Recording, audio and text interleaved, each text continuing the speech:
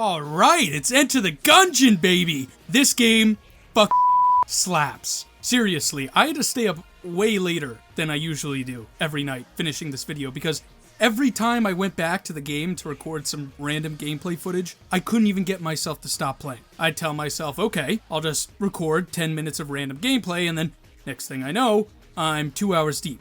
Even after the heartbreak of dying on a good run, my very next thought was always, well, I should just do one more, right? I mean, what if I even get a better start than last time? And it just snowballs from there. Anyway, I'm kind of getting ahead of myself. Enter the Gungeon is a bullet hell roguelike where you descend deeper and deeper into the gungeon, picking up new items and, of course, guns to fight off all these gun-themed enemies and bosses. On the surface, it might seem pretty straightforward, but in reality, even players with hundreds of hours logged might not even have scratched the surface of all the ways the gungeon can be quote-unquote defeated and grant you a victory. And, like I mentioned back in my first Terraria video, which, by the way, definitely go watch, it's a great vid, and now there's a second Terraria video, so go watch that too. I'm a loot goblin with a mild obsession for video game firearms. So, Enter the Gungeon wasn't just a perfect game for me as a player when I bought it years ago, it's also a perfect fit for the kind of modeling content we do on this channel. Enter the Gungeon is known for its wild, wacky, and super creative gun designs. So, turning these original pixel art sprites into beautiful 3D models and high-res final renders? Yeah, it's gonna be a real treat. Plus, I saw a lot of comments asking to see my models animated. So, I'm trying something new here today, and it's something we haven't really done yet in any of my previous modeling videos. I'm adding some basic animation to show the functional parts of these guns kind of moving and operating. But hey, fair warning right now, I'm definitely not a skilled 3D animator. So these won't be god tier, buttery smooth animations like you'd see from someone like Hyper, okay?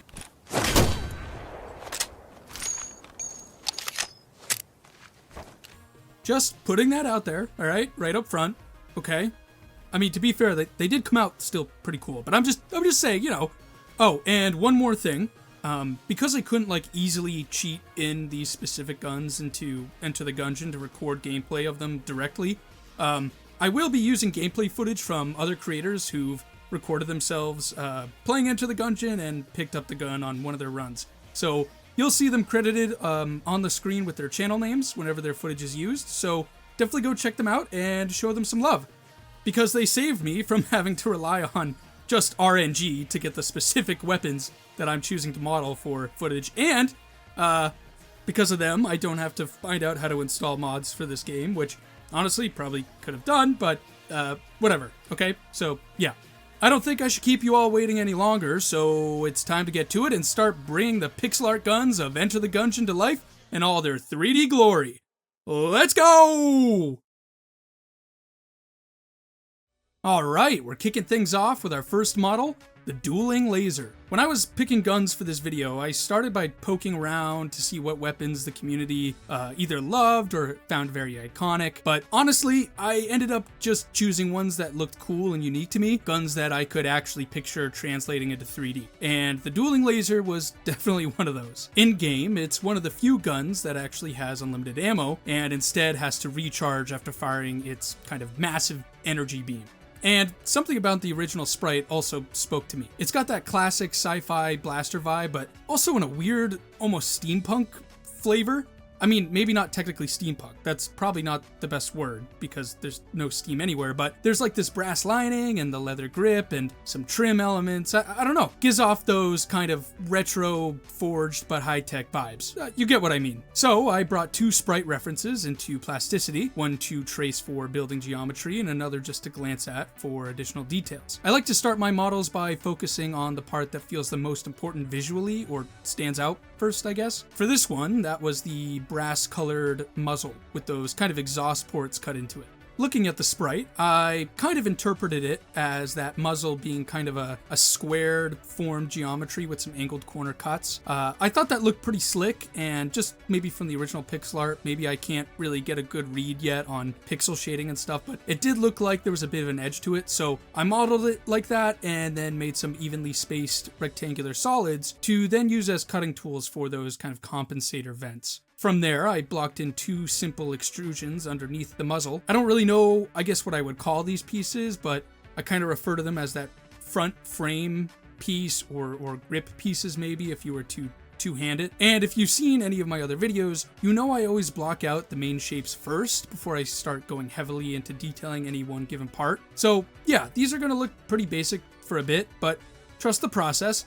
Before moving on, however, I did go ahead and bevel that lower piece, mostly because it felt like some sort of rounded support or like grip.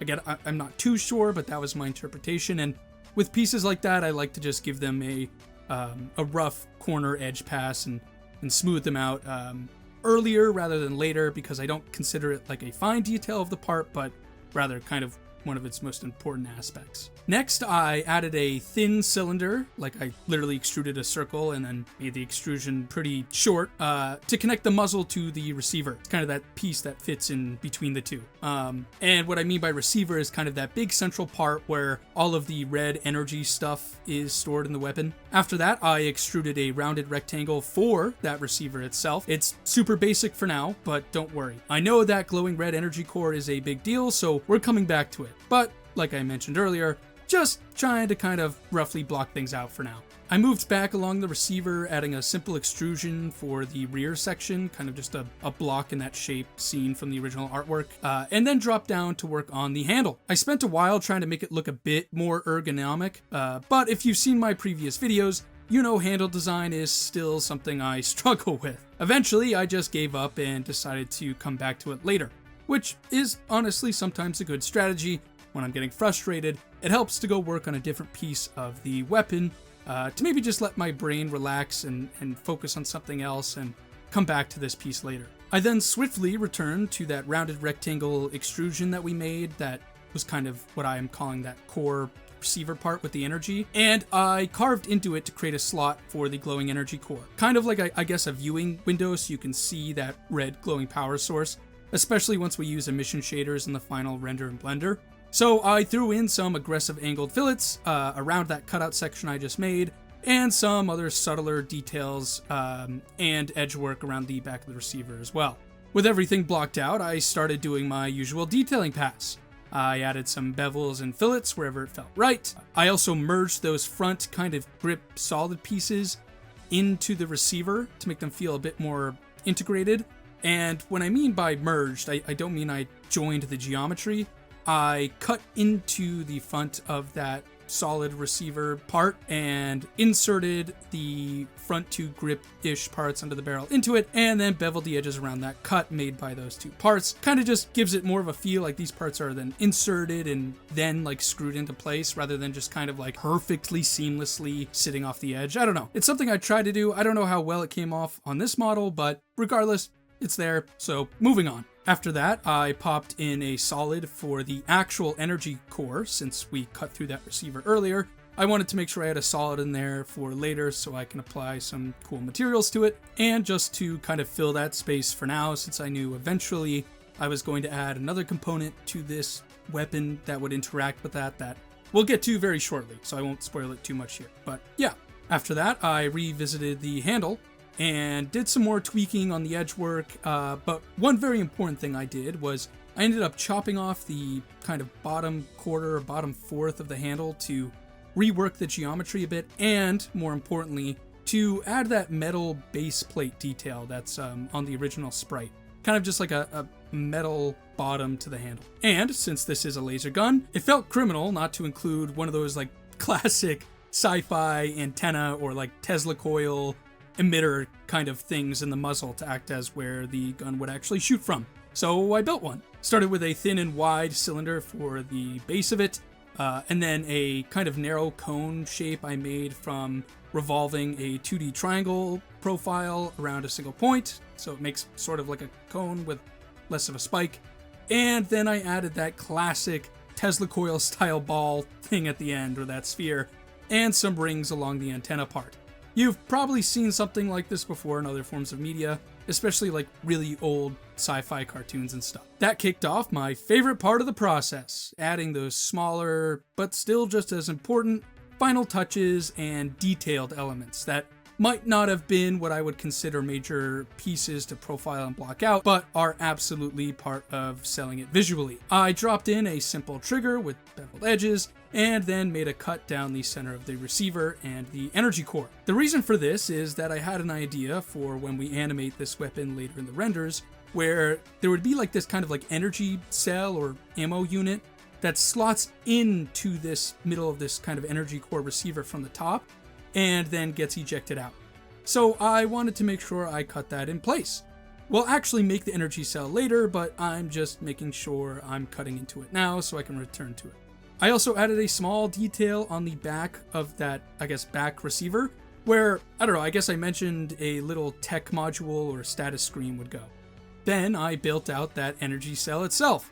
This really was just some basic solids with beveled edges, and I kind of imagined it having a button on top that would like power it on once inserted, so it really did just kind of end up being basically 3 solids, one for the outer casing, one for an internal part of it, like the core, or, well, I later do texture and material it in a different way, but regardless, and then that button on top. So there's that.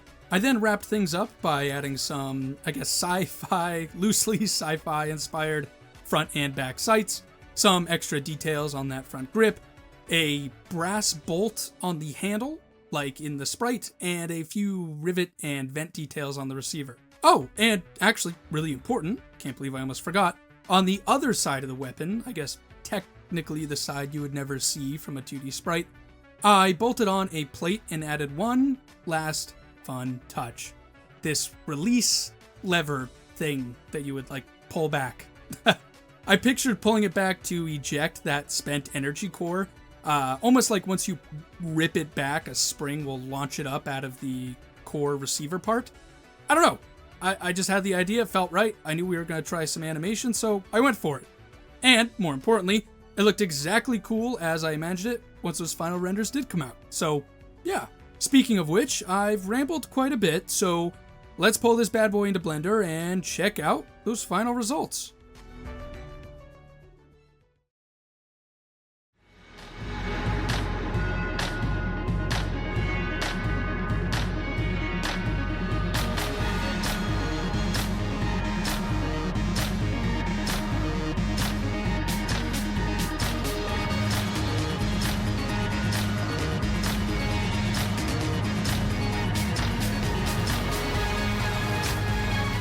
Okay, overall, really pleased with how these final renders came out, and these renders of the Dueling Laser alone have definitely confirmed for me that going forward on this channel, we will definitely be doing more of those animated models in our renders, because, yeah, seeing the model shoot its laser beams and that energy cell, jump out, man, it brings a huge smile to my face. Honestly, I don't know what my biggest criticism of this model would be. Ideally, I suppose if I had more time in the week for each model, maybe I'd add a lot more detailing to the side of those larger solids, like the back receiver part. I could have implemented some more sci-fi-like elements, like maybe some wires coming in and out of certain parts, or more control elements like buttons and switches and stuff. But for the amount of time I have making these videos, which includes modeling, texturing, and rendering, and I guess now animating 3 models on top of all the editing for the final video, I think this is a very strong first model for the video. But, as always, don't be too sad, we're moving on, because we've still got 2 more models to get to. Come on, let's go! Let's go, seriously, come on, we got 2 more cool models, let's go!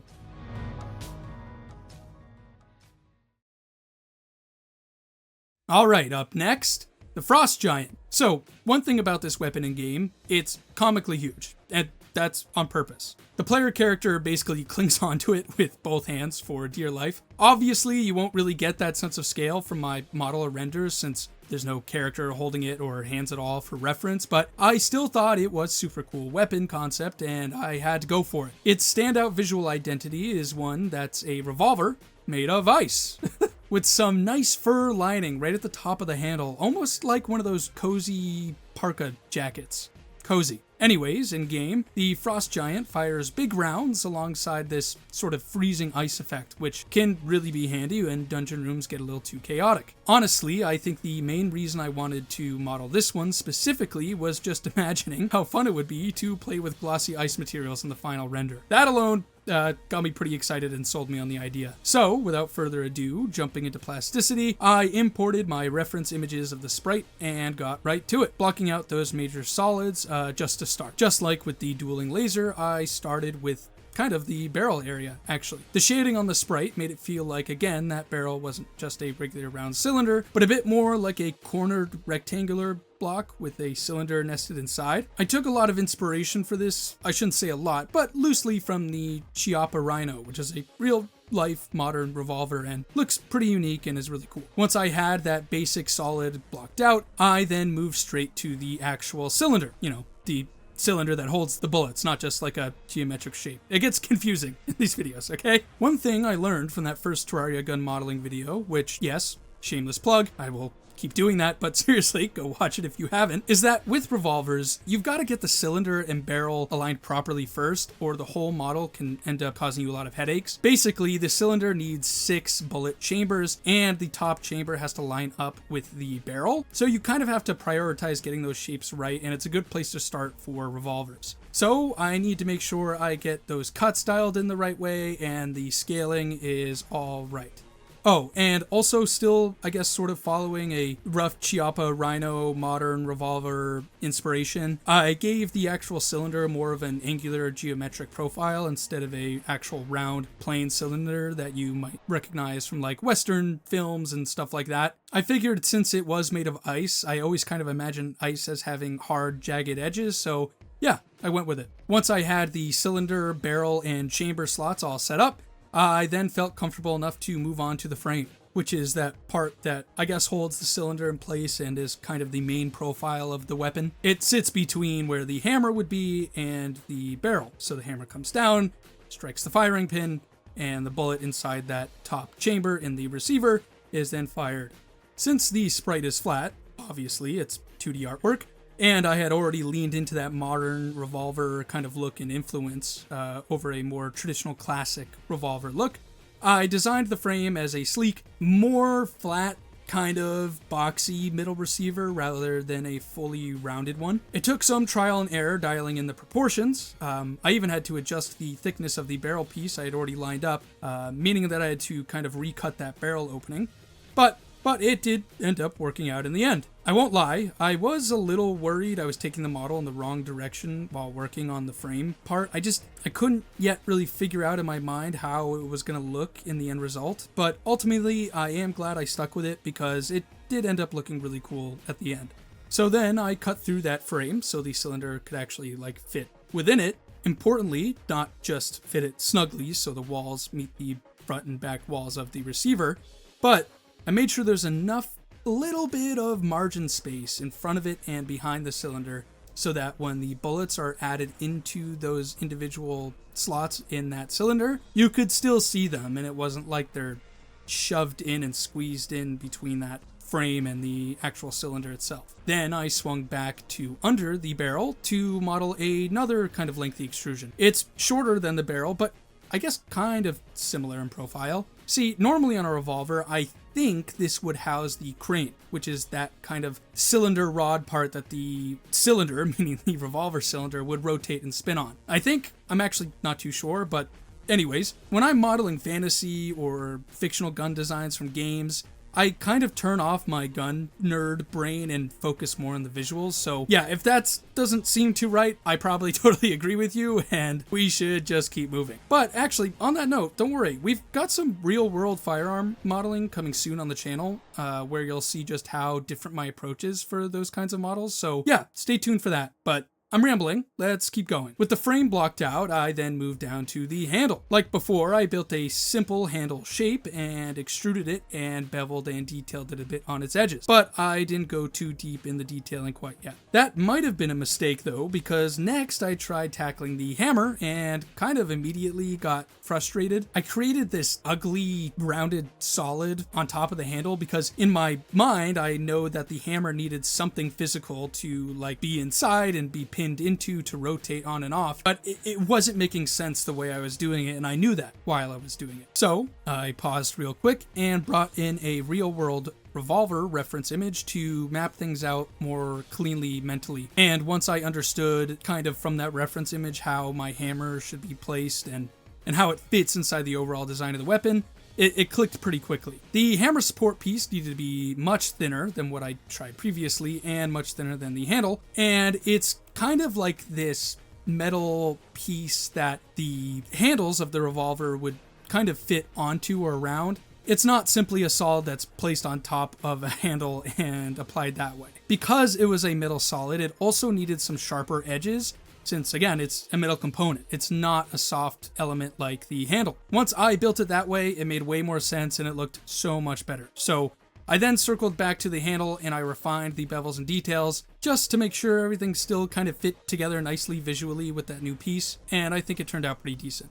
But don't worry, we will come back to it again later. Now that I had the support piece for the hammer, I then created the 2D profile for the hammer itself, and I also made that pin solid for it to rotate on, in theory. It took a few ugly attempts before I nailed the shape just right, but after a lot of profiling, extruding, cutting, and tweaking of this hammer design, I ended up with a final result that I think looked pretty unique while still being grounded in real-world hammer designs. Part of getting that right also meant cutting into the back of that frame or receiver to create space for the hammer to sit flush when it's, fired, since when the trigger is pulled, that hammer then swings down onto a firing pin. With all that sorted, I then dropped in a new trigger, basic process you've seen from me probably multiple times now, and I also replaced the earlier trigger guard I made before that I just didn't like, which is why you didn't hear me mention it until now. Those were pretty quick tweaks, so I jumped back to the handle to add that base plate you see in the original sprite.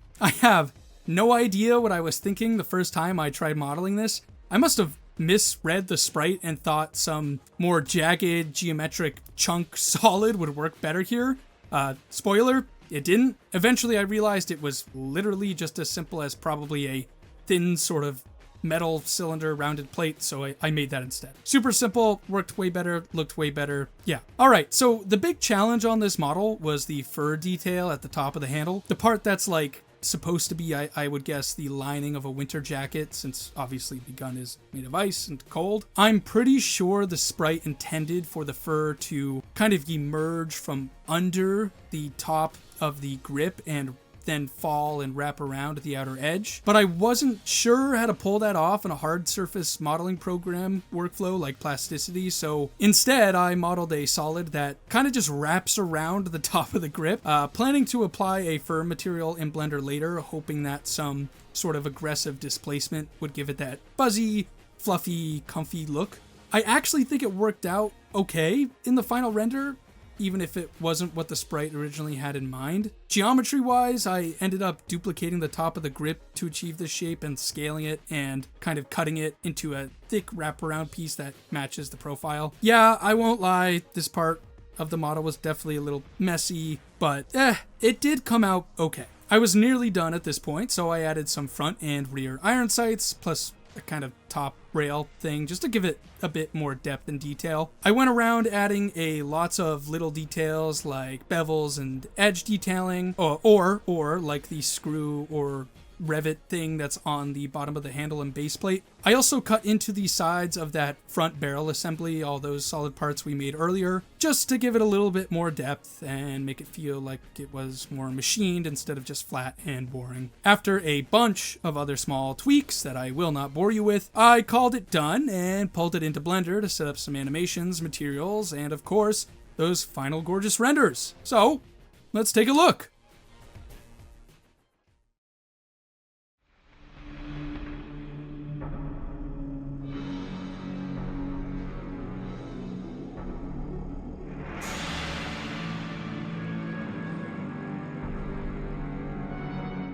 Okay, here are my thoughts on this final result. I think of the 3 models I made for this video, I'd say this is the one that I would give kind of what I'm calling my famous rating of out of 10. There's usually always one out of the 3 models I make per video And by no means am I saying that I'm disappointed or think the final outcome is like bad at all. I mean, the ice materials look super cool, and I like the overall geometry and build of the model a lot. And while I didn't do that fur part of the model properly based on the original artwork, I think what I came up with still pulled it together in the end. And that brings me to my biggest criticism. Obviously, the fur part. I think if I had more time to put into this particular model, I would have tried to find a way to make it look more as what was probably originally intended by the artists. And by that, I mean the fur lining would come out from under the grip. Again, almost like the interior of a winter joke or like a fur lining on a jacket collar. But hey, still super cool model, cool renders, and definitely don't let my vibe bring you down at all. Because while I might be on the fence about this one and its kind of end result, the next and final model and its renders are super, super cool. So I think it's a great way to end the video out. But before we could do that, we gotta go watch the modeling and then see the renders. So let's get to it.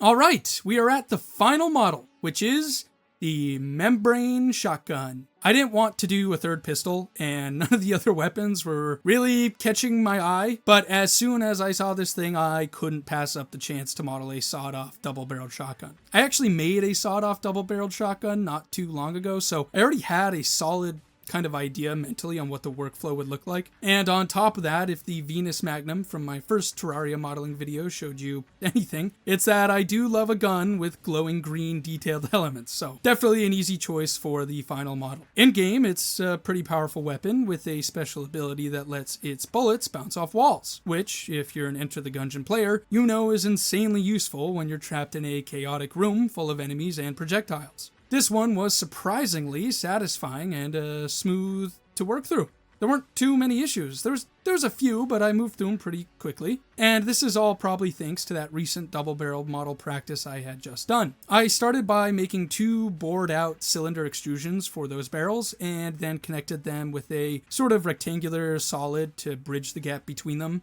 which forms that final barrel assembly once they're all joined together. I also added a basic solid for that kind of long under barrel grip, you know, that smooth part that you would grip that's under the barrel. I just said that. Wow, okay, it's late. I need to get through this. But like always with these kinds of parts, I do bevel these edges early so I can get a better idea of what the rough model is going to look like. Next up was that kind of back part behind those barrels. It's the piece that the barrels would meet flush to or snap to at the rear, where the firing pins would be. I learned from my last shotgun model, which, by the way, is a short on my channel, so if you want to see that, go check it out, that the best way to build this piece is by creating 2 spheres that match the barrel's kind of width and height, and slicing them in half, and then slicing them again, making a quarter of the original sphere, and finally connecting those 2 as the final piece. And that is then the back receiver part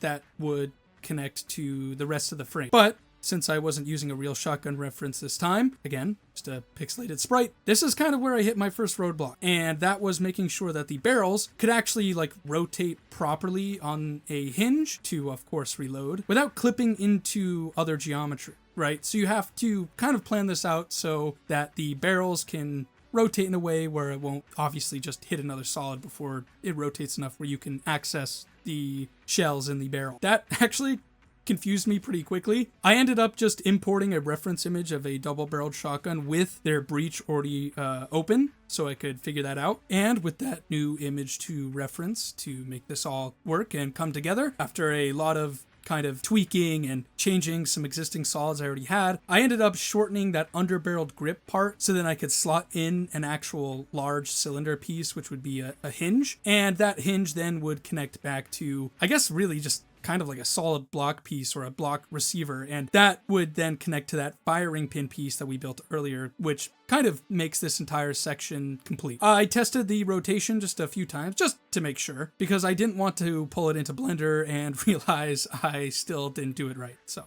yeah, but once I had that working, I moved on. Next was the handle grip. Again, pretty simple process, although I'm trying to get better with handles. I drew the 2D profile, extruded it, and beveled the edges. I then extended that bottom edge pretty aggressively, but that was for a purpose.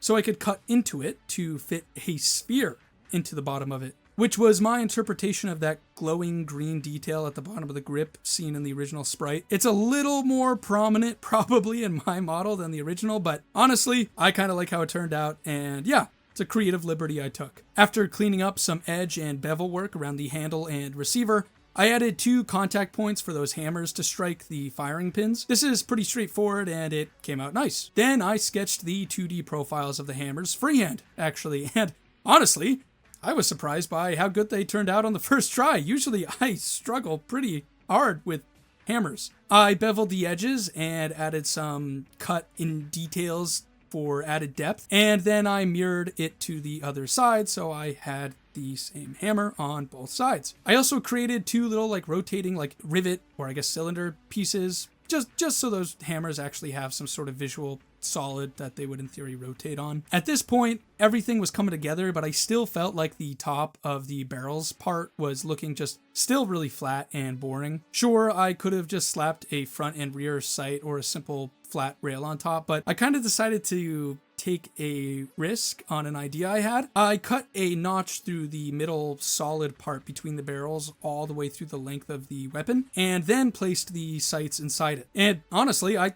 think it was a good decision. It came out looking really cool, and it resulted in the model looking less boring than it probably originally would have. Finally, there was the goopy membrane green stuff from the original sprite. This is stuck to the bottom face of that front grip area. I knew most of the final look for this piece specifically would come down to what materials I use in Blender, especially with displacement and emission. So I really just modeled a pretty simple cylinder extrusion. I then stretched it into more of an oval shape and cut it flush against the grip, beveled those edges smooth, and left it at that. Yeah, I know, I kind of blew through this last model a little bit faster, but if you've seen my other videos, you know that's pretty normal. I just get way more excited for the final render than the process sometimes on this last model. Oh, and I am so tired. It's late. But with all that being said, let's now throw this bad boy in the oven, let it cook for a little bit, and then pull it out to admire those beautiful final renders.